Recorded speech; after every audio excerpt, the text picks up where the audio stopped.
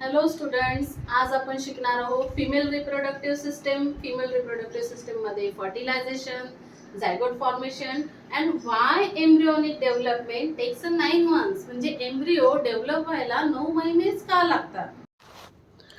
कधी विचार केला का तुम्ही, एक बाळ आईच्या पोटात 9 महिनेच का राहते?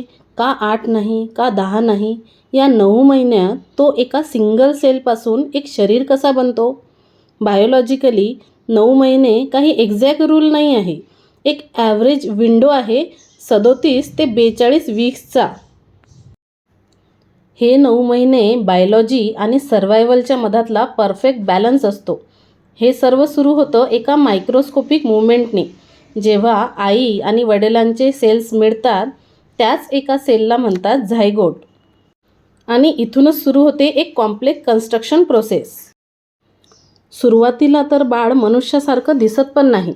तेव्हा तो फक्त एका सेल्सच्या ग्रोईंग बॉलसारखा असतो.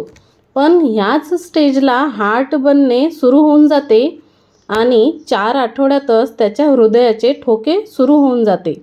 आणि दुसऱ्या-तिसऱ्या महिन्यातच ब्रेन, स्पाईन, डोळे, हात, पाय यांचं ब्ल्यूप्रिंट ॲक्टिवेट होऊन जाते. ही वेळ खूपच इम्पॉर्टंट असते, कारण इथलीच थोडीशी चूक फ्युचरमध्ये जन्मदोष बनू शकतो. 4 ते 6 महिन्यातच बाळ स्पीडनी ग्रो करतो.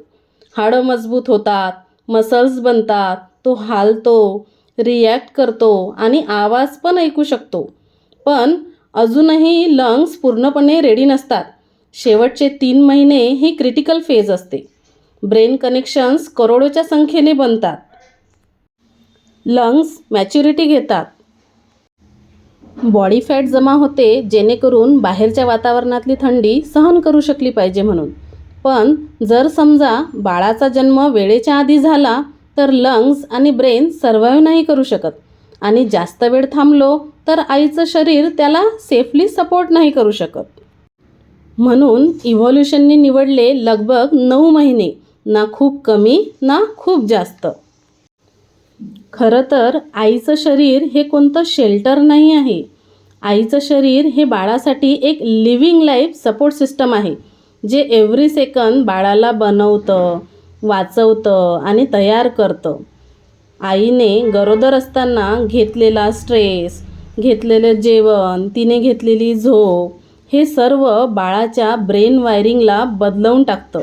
म्हणजेच बाळाचं जीवन बदलवते. हे सर्व जन्माच्या आधीपासूनच प्रोग्राम होत असते.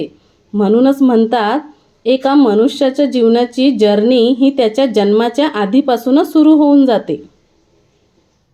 तर अशा प्रकारे आज आपण शिकलो हे सर्व topics. Human embryo and fetal development. Video तुम्हाला आवडला असेल तर लाईक करा, शेअर करा आणि सबस्क्राईब करा. आणि अशाच नवीन नवीन व्हिडिओसाठी आमच्या चॅनलला पाहत राहा.